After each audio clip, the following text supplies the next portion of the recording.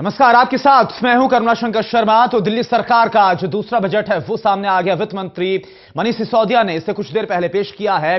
पिछली बार जहां 41,000 करोड़ के आसपास था, इस बार पूरा जो बजट एस्टिमेट है वो 46,600 करोड़ के आसपास। एक बार फिर से जो फोकस है उस सरकार का स्वास्थ्य, शिक्षा, परिवहन पर सबसे ज्यादा फोकस सरकार का नजर आए।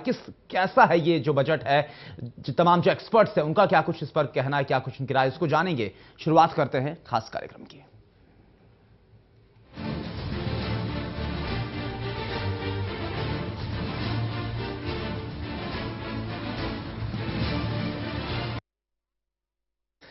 तो चलिए शुरुआत करते हैं। आज का बजट कैसा रहा? दिल्ली सरकार ने पिछले एक साल में जो कुछ वादे किए थे, जो कुछ बजट में बातें कही थी, वो कितनी पूरी हुई? इस बार जो कुछ कहा गया, क्या कुछ उसमें नया है, क्या कुछ खास है? इन तमाम मसलों पर बातचीत करेंगे। हमारे साथ एक खास पैनल मौजूद है। बीजेपी, कांग्रेस, आम आदमी पार्टी और साथ साथ इकोनॉमिस्ट और वरिष्ठ पत्रकार भी हमारे साथ मौजूद है। सभी का रुख करेंगे, उनका तारुफ भी आपको करवाएंगे। लेकिन इससे पहले नजर डाल लेते हैं आज की जो हाईलाइट्स है, मुख्य तौर पर क्या कुछ खास बातें हैं बजट की, एक बार आप वो देख लीजिए। दिल्ली के वित्त मंत्री मनीष सिसोदिया ने केजरीवाल सरकार का दूसरा बजट पेश किया। इस बजट के जरिए ये संदेश देने की कोशिश की गई कि सरकार फिजूल खर्ची को बिल्कुल भी बर्दाश्त नहीं करेगी। बजट में सरकार ने अपनी पीठ थपथपाने की भी कोशिश की है। सिसोदिया ने सदन में दावा किया कि पिछले एक साल में दिल्ली में 10 लाख परिवारों को पानी मुफ्त मिला है। इसके अलावा दिल्ली के 90% लोगों को बिजली के आधे दामों का फायदा मिल रहा है। पिछले एक साल के इस तमाम अनुभव को अगर मैं 2 लाइनों में समेटूं तो मैं कहना चाहूंगा कि जितना तुमने रोकना चाहा उड़ान से, उतनी ही हमारी दोस्ती हुई आसमान से। जितना तुमने रोकना चाहा उड़ान से, उतनी ही हमारी दोस्ती हुई आसमान से। ईमानदारी से काम करने, जनता के पैसे की चोरी और बर्बादी रोकने से जो रिसोर्सेज बच रहे हैं या एक्स्ट्रा मिल रहे हैं, उनका इस्तेमाल वेलफेयर में हो रहा है। लोगों को आज, गरीब लोगों को सबको दवाइयां मुफ्त मिल रही हैं, मुफ्त पानी मिल रहा है, आधे दाम पर बिजली मिल रही है, किसानों को रिकॉर्ड मुआवजा मिल रहा है, टाइमली मुआवजा मिल रहा है। ये सारी चीजें हो रही हैं। और जैसा मैंने कहा कि हमारी पूरी कोशिश रही है कि दिल्ली में एक ईमानदार सरकार स्थापित की जाए। वित्त मंत्री ने ऑड इवन फॉर्मूले की सफलता के लिए दिल्ली की जनता का शुक्रिया भी अदा किया। ऑड इवन फॉर्मूले की कामयाबी से गदगद सिसोदिया ने कहा कि दिल्ली को दुनिया की मशहूर मैगजीन फॉर्च्यून में शामिल किया गया, क्योंकि जनता की भागीदारी ने साबित कर दिया है कि प्रदूषण जैसी अंतर्राष्ट्रीय समस्या से भी निपटा जा सकता है। अध्यक्ष महोदय, बजट प्रस्तावों का विस्तार से वर्णन करने के पहले मैं सरकार की एक साहसिक ऑड इवन योजना को सफल बनाने के लिए दिल्ली की जनता के प्रति हृदय से आभार व्यक्त करना चाहता हूं। आज सिर्फ हिंदुस्तान ही नहीं, पूरी दुनिया में दिल्ली की जनता के इस प्रयोग की सराहना हो रही है, पूरी जगह तारीफ हो रही है। दुनिया की सबसे महत्वपूर्ण पत्रिकाओं में से एक फॉर्च्यून मैगजीन ने ऑड इवन योजना की शानदार सफलता से प्रभावित होकर दिल्ली की जनता के मुख्यमंत्री को दुनिया के 50 महानतम नेताओं की सूची में शामिल किया है। बजट में दिल्ली की जीएसडीपी में 8.34 बढ़ोतरी का अनुमान बताया गया है। लिहाजा प्रति व्यक्ति आय 2,80,000 होने का अनुमान जताया गया है, जो राष्ट्रीय स्तर की प्रति व्यक्ति आय से 3 गुना ज्यादा है। इसके अलावा बजट में एमसीडी को 1,000 करोड़ रुपए अतिरिक्त दिए जाएंगे। साथ ही सरकार ने सार्वजनिक स्थलों पर वाईफाई देने के अपने वादे को भी दोहराया है। किसी भी स्मार्ट गवर्नमेंट के लिए वाईफाई नेटवर्क एक महत्वपूर्ण और बुनियादी सुविधा है। सरकार सार्वजनिक स्थलों पर वाईफाई उपलब्ध कराने के लिए अलग अलग मॉडल्स पर काम कर रही है। सरकार ने अब तक बसों में वाईफाई, बुराड़ी में आउटडोर वाईफाई और एनडीएमसी में वाईफाई के मॉडल पायलट प्रोजेक्ट शुरू किए हैं। इन मॉडलों से प्राप्त अनुभवों और जानकारी के आधार पर सरकार दिल्ली के आम नागरिकों को उत्तम कोटि का ऐसा वाईफाई ढांचा उपलब्ध कराएगी जिसमें सरकारी खजाने पर लागत कम से कम आए। बजट में यह प्रस्ताव दिया गया है कि साल 2016-17 में स्वराज निधि योजना सभी विधानसभा क्षेत्रों में लागू होगी और इस योजना के लिए इस साल 350 करोड़ रुपए प्रस्तावित किए गए हैं। इसके अलावा ई राशन कार्ड सेवा से 5.57 लाख कार्ड धारकों को फायदा मिलने का अनुमान है। साथ ही पूरी दिल्ली में जल्द ही राशन कार्ड पोर्टेबिलिटी लागू करने का ऐलान किया गया है। दिल्ली में गरीब वर्ग के लोगों के लिए आम आदमी कैंटीन शुरू करने का फैसला लिया गया है, जिसके तहत इस बजट में 10 करोड़ रुपए प्रस्तावित किए गए हैं। बजट में वित्त मंत्री मनीष सिसोदिया ने कहा कि शिक्षा व्यवस्था को नियंत्रण नहीं बल्कि प्रबंधन की जरूरत है। इसलिए शिक्षा को 3 हिस्सों में बांटा गया है। शिक्षा के क्षेत्र में बेहतर सुविधाएं और सहूलियत देने के लिए 21 स्कूलों की नई बिल्डिंग बनाकर तैयार है। साथ ही 8,000 नए क्लासरूम बन रहे हैं। इसके अलावा किसी भी टीचर की ड्यूटी जनगणना में नहीं लगेगी और टीचरों और प्रिंसिपलों को पढ़ाई के काम के अलावा दूसरी जिम्मेदारियों से मुक्त किया गया है। इसके अलावा दिल्ली में स्वास्थ्य सेवाओं को बेहतर करने पर भी जोर दिया गया है। पब्लिक हेल्थ सेक्टर को मजबूत करने पर जोर दिया गया है। साथ ही मोहल्ला क्लिनिक को भी बढ़ावा दिया गया है, जिसके तहत 1000 मोहल्ला क्लिनिक के लिए टेंडर जारी किए जाएंगे। वित्त मंत्री ने कहा कि बिना महिला सुरक्षा के स्मार्ट सिटी की कल्पना बेकार है। डीटीसी की 200 बसों में सीसीटीवी कैमरे लग चुके हैं। दिल्ली जल बोर्ड का कलेक्शन 178 करोड़ रुपए बढ़ा है। 2017 तक दिल्ली की सभी अनधिकृत कॉलोनियों में पानी की पाइपलाइन सप्लाई शुरू करने की योजना शुरू की गई है। 2017 तक जल बोर्ड का साफ पानी घर घर तक पहुंचाने का लक्ष्य है। इसके अलावा राजस्व में 17% की बढ़ोतरी हुई है। कई चीजों पर वैट की दर में 12.5 से घटाकर 5% की दर की गई है। ऑटोमोबाइल बैटरी व्हीकल से वैट को घटाया गया है। मिठाई और नमकीन पर से वैट घटाया गया है। 5000 रेडीमेड गारमेंट्स पर वैट घटाकर 5% किया गया। मार्बल पर वैट की दर 12.5 से घटाकर 5% किया गया। सभी तरह की घड़ियों पर 12.5% की दर से टैक्स लगेगा। खादी और हैंडलूम को छोड़कर सभी फैब्रिक्स पर 5% की दर से वैट लगेगा। प्लास्टिक पेस्ट पर 5% का वैट लगेगा। फुटवियर पर 12.5% वैट के बजाय 5% वैट लगेगा। स्कूल बैग पर 5% वैट लगेगा। तंबाकू और तंबाकू उत्पाद पर 20% वैट लगाया गया है। इसके अलावा 4200 करोड़ का एक्साइज टैक्स मिला है। इसके अलावा होटलों में ठहरना सस्ता हो जाएगा। 1500 रुपए किराए के कमरे पर ही लग्जरी टैक्स लगेगा। पहले 750 रुपए किराए के कमरे पर ये टैक्स लगता था। इसके अलावा एंटरटेनमेंट टैक्स में 237 करोड़ रुपए का लक्ष्य रखा गया है। साथ ही इस वित्त वर्ष में 3369 करोड़ स्टाम्प ड्यूटी का लक्ष्य रखा गया है। ऐसे में वैट की दरों को घटाकर इस बजट में लोगों को राहत देने की कोशिश की गई है। अब देखना ही होगा कि ये बजट दिल्ली वालों को कैसा लगता है। Delhi desk, total news. चलिए सर, तो चलिए शुरुआत करते हैं और सबसे पहले आपका तारुफ कराना चाहेंगे। हमारे साथ जो आज खास पैनल मौजूद है उनका इंट्रोडक्शन आपसे करवा दे। हमारे साथ आप साहिब सिंह चौहान जी हैं, बीजेपी के नेता हैं। हमारे साथ नरेंद्र नाथ जी हैं, कांग्रेस के नेता हैं। और राजेश गुप्ता जी आम आदमी पार्टी के विधायक हैं। और साथ ही साथ शंभुनाथ शुक्ला जी वरिष्ठ पत्रकार हैं। हमारे साथ सौरभ अग्रवाल जी हैं जो कि इकोनॉमिक एक्सपर्ट के तौर पर हमारे साथ मौजूद हैं। आप सभी का बहुत बहुत स्वागत है हमारी इस खास चर्चा में। शंभुनाथ जी, सबसे पहले सवाल मेरा आपसे, आपने देखा, आपने मनीष सिसोदिया को आपने सुना, बड़ी बड़ी बातें रखी गई, बड़ी बड़ी कामयाबी की बातें अपनी आंकड़ों के जरिए ऐतिहासिक बताने की कोशिश की गई। आपको यह बजट कितना ऐतिहासिक लगा? देखिए, इस बजट को हम पुराने बजट से ही जोड़े। पिछले साल जो आम आदमी पार्टी ने अपना बजट पेश किया था, सिसोदिया जी पेश कर रहे थे, उस वक्त कुछ चीजें वाकई बहुत करना चाहिए लग रहा था, शायद ऐसा बजट पहले नहीं आया। जैसे उन्होंने अस्पताल, शिक्षा और स्वास्थ्य पे काफी क्रांतिकारी किस्म का बजट लाए थे। ये चीजें बदलेंगे, वो चीजें बदलेंगे, बहुत सारी चीजें नई बताई गई थी। अब सवाल ये होता है कि क्या उस बजट पे अमल हो पाया? तो इस बार का बजट और पिछले बार बजट की जब तुलना करते हैं तो हम पाते हैं बहुत सारी चीजें वही आई हैं, यानी उसी को रिपीट कर दिया। यानी जो बजट पिछले साल पेश किया था मनीष जी ने, वो शायद उस पर अमल नहीं हो पाया। इसे बहुत सारी बातें जस की तस उसमें आ गई हैं। कुछ बातें वो जरूर हट के बता रहे हैं कि अब हम विदेश भी भेजेंगे या एलिवेटेड रोड, लेकिन एलिवेटेड रोड वाली बात जो है ये पहले से प्रस्तावित थी और काम पहले भी शुरू हो चुका था। इसे उसमें कुछ नया नहीं दिखाई पड़ रहा है। वेट कहीं घटाया गया है तो कहीं बढ़ाया गया है, और बढ़ाया जिन चीजों पे गया है वो चीजें वाकई जनता को प्रभावित करेंगी, इसमें कोई शक नहीं है। तो और इसके अलावा अभी तो दावा इन्होंने जैसे किया है कि बिजली के बिल हमने आधे कर दिए, पानी के बिल में ये छूट मिली, पर वो छूट हकीकत में कितना जमीनी लेवल पर दिखाई पड़ती है। किसी भी सरकार की एक तरह से एसिड टेस्ट वही होता है कि जमीनी लेवल पे उस पर अमल कितना हुआ। तो जब हम पाते हैं कि पिछले साल के बजट पे भी इतना अमल नहीं हो पाया है और इस साल के बजट में भी पिछले साल वाली बातें ही बता दी गई हैं, तो लगता है कहीं कुछ गड़बड़ है। हाँ जी। अच्छा नरेंद्र नाथ जी, आपसे मैं जानना चाहूंगा, आप शीला दीक्षित सरकार में खुद मंत्री भी थे, आपके पास अच्छा खासा एक्सपीरियंस है। शीला दीक्षित सरकार की कई खामियों को सामने रखते हुए लगातार मनीष सिसोदिया इस बात को रखते हैं कि काफी ऐतिहासिक चीजें हमने की है, चाहे मसला एजुकेशन की बात की जाए, उस सरकार में इतना फोकस नहीं था, हमने कई गुना इसको बढ़ा दिया। स्वास्थ्य की बात की जाए, सरकार पूरी तरीके से फोकस नजर आ रही है, काम हो रहा है। आप कैसे इस पूरे बजट को देखते हैं? देखिए, आप इनका पिछले वर्ष का बजट उठाकर देख लीजिए और इस साल का बजट का जो स्पीच दिया उसको उठाकर देख लीजिए, वही चीज सेम रिपीट की गई है कि 25 स्कूल हम नहीं बनाएंगे, पिछले बजट में है। और दूसरा इन्होंने कहा कि हम इतने 8,000 कमरे बनाएंगे, वो इस बजट में भी है। अब ये 8,000 कमरे कहां बनाएंगे, कहां बने हैं, उसका कोई हिसाब नहीं है। दूसरी बात इन्होंने कहा कि हम 700 शौचालय बनाएंगे स्कूलों के अंदर, तो वो शौचालय कहां बने हैं वो इस बजट में भी आ गया है।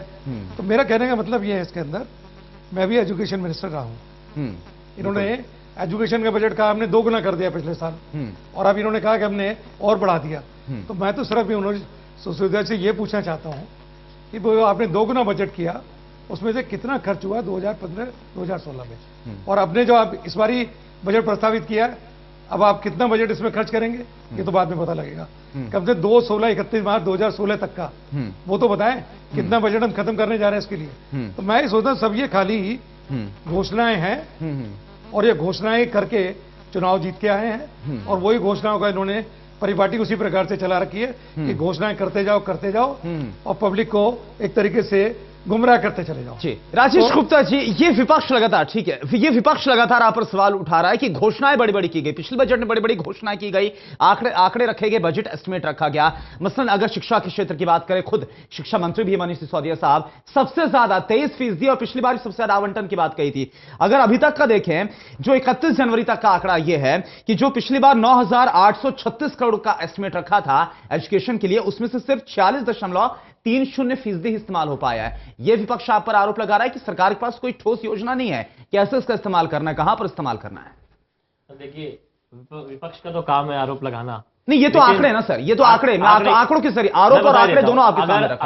अगर आपने बजट को सुना हो तो बहुत शुरू में एजुकेशन मिनिस्टर ने, मैं एजुकेशन मिनिस्टर कह रहा हूं जानबूझ के, इस वक्त फाइनेंस मिनिस्टर नहीं कह रहा, उन्हें बड़े खास तौर पे एक बात कही और बड़ा साफ कहा कि हर साल ये होता था कि भाई जो पैसे बच गए हैं हर एक के में खत्म कर दो, जिस डिपार्टमेंट में जो पैसे है, जिस मंत्रालय में जो पैसे उसे खत्म कर दो, कहीं भी लगा दो।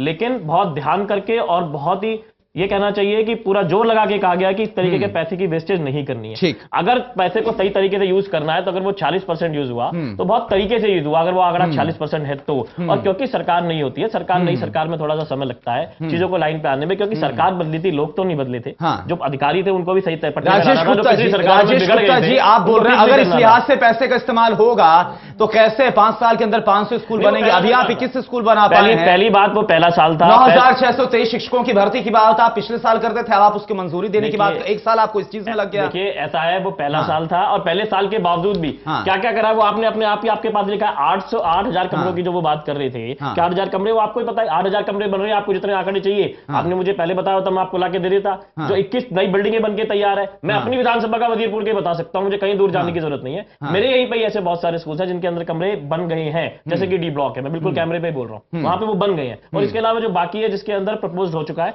जिसके ऊपर पूरा बजट पास हो चुका है कि उसके अंदर बनेंगे। कोई टाइम भी लेना होता है, जगह देखनी है, कहां बनने हैं, उन सब में चीजों में थोड़ा समय लगता है। हाँ, साहिब सिंह जी, आप ये जो बात बोली गई है, आप इससे कितना वाकिफ हैं? देखिए, भाषणबाजी तो राजेश गुप्ता जी भी कर रहे हैं और विधानसभा में बजट पेश करते हुए मनीष सिसोदिया ने भी की है, लेकिन बजट किसी भी सरकार और एक राज्य के विकास के लिए होता है।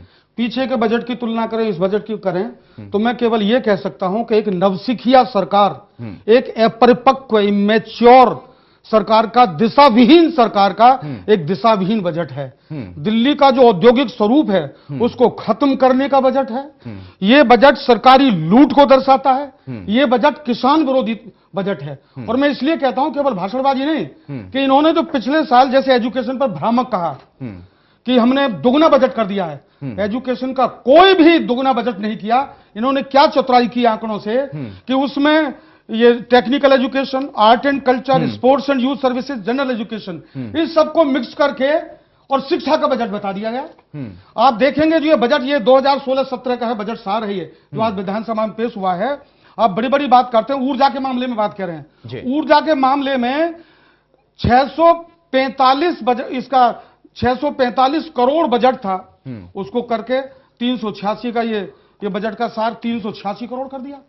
पिछली बार 645 एनर्जी का बजट था, जो कम करके 386 करोड़ कर दिया गया।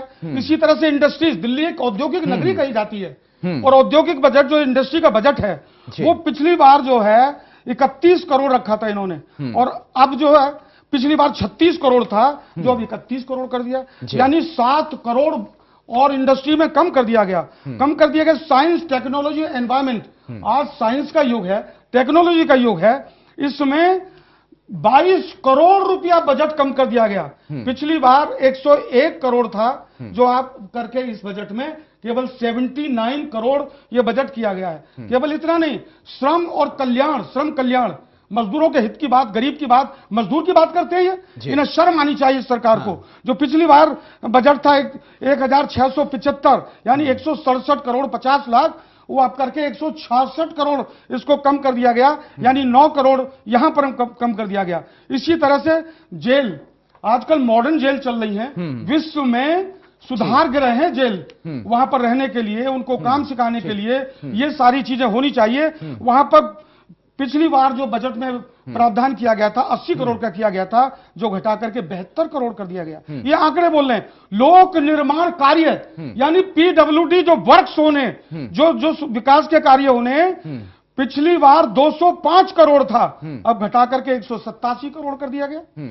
इसी तरह से आपका कृषि संबंधित सेवाएं जितनी भी हैं, ठीक है, ये सारे आंकड़े बोल रहे हैं इनके। जो बजट इन्होंने पेश किया है, ये गरीब विरोधी है, ये किसान विरोधी है, ये एनर्जी विरोधी है, ऊर्जा विरोधी है, और दिल्ली के औद्योगिक स्वरूप को समाप्त करने वाला बजट है। सौरभ जी, आपसे मेरा सवाल है, बतौर इकोनॉमिस्ट, क्योंकि विपक्ष का यह आरोप है कि जो पिछले साल था रिपीट किया गया इस बार।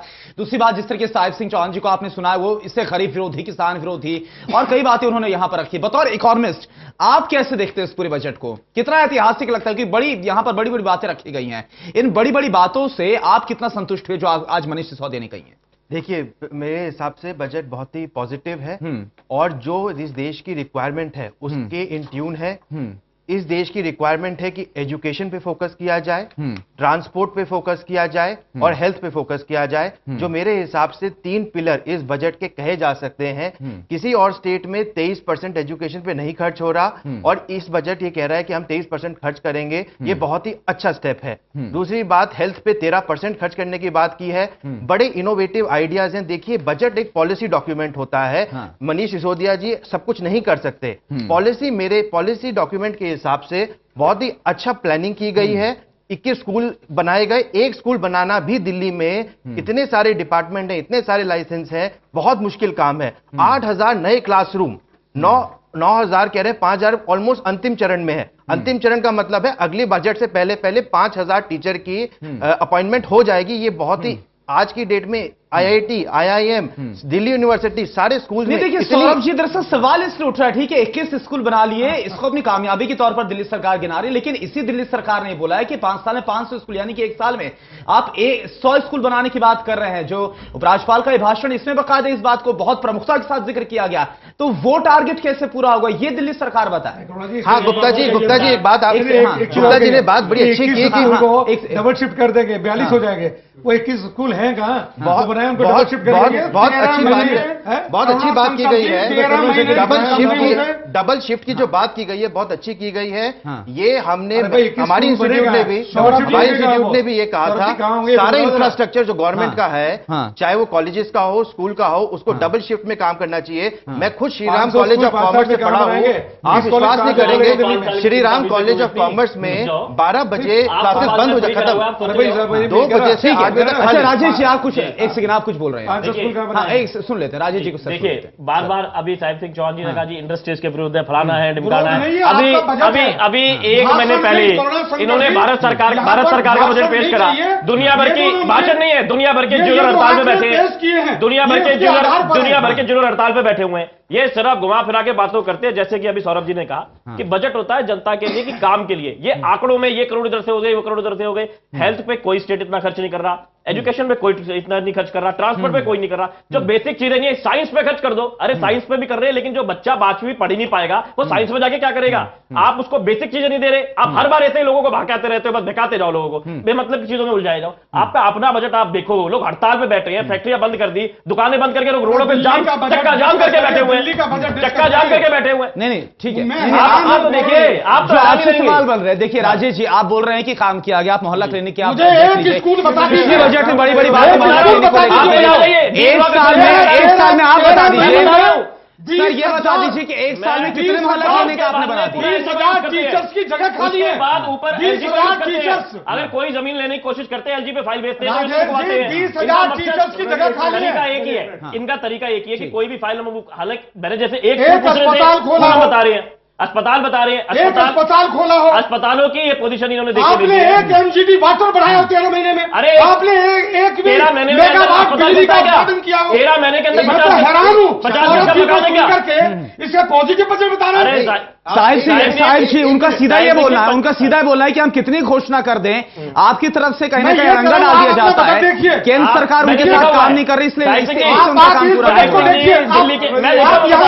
मैं देखा पड़ा शायद आपने पिछली बार 45.7 सुन तो लीजिए पहले 45.7 प्लान का बजट रखा था, घटा करके 44% कर दिया आपने। लोन प्लान बढ़ा रहे, लूट 21 आपका ये पैसा कहां जाएगा? 21 आपके पार्लियामेंट्री सेक्रेटरी क्या दिया कि पार्लियामेंट सेक्रेटरी को क्या है? आप ये रोज मिनिस्टर पर्चे लगा रहे हैं, ये नरेंद्र जी मैं खुद ऐसा है, अगर आप प्रूव कर दो, मैं दे रहा हूँ अभी, आप प्रूव कर दो। झूठ बोलने के अलावा कुछ काम नहीं है, इन्होंने आज तक सिर्फ झूठ बोला। मैं अभी गाड़ी में आया हूँ, टोटल टीवी की गाड़ी मुझे लेके आई है, 67 लोग अभी गाड़ी में आया हूँ, आपकी गाड़ी लेके आई है। झूठ साहिब सिंह जी का काम यही है, झूठ बोलो। चलिए बात करिए। अभी आपको केवल 1 साल के विधायक 1 साल हो गया, आप अभी 1 साल आपके गए एक साल हुए। विधायक ठीक है, बजट पर रहते हैं। ठीक है, बजट पर रहते हैं। ठीक है, बहुत छोटी ब्रेक का है। बजट की और चीजों पर भी शिक्षा की बात हो गई है, शिक्षा की बात होगी और क्षेत्रों में कितना काम हुआ है, इस पर भी हम जानेंगे। वक्त एक बहुत छोटा ब्रेक का है। 1 साल में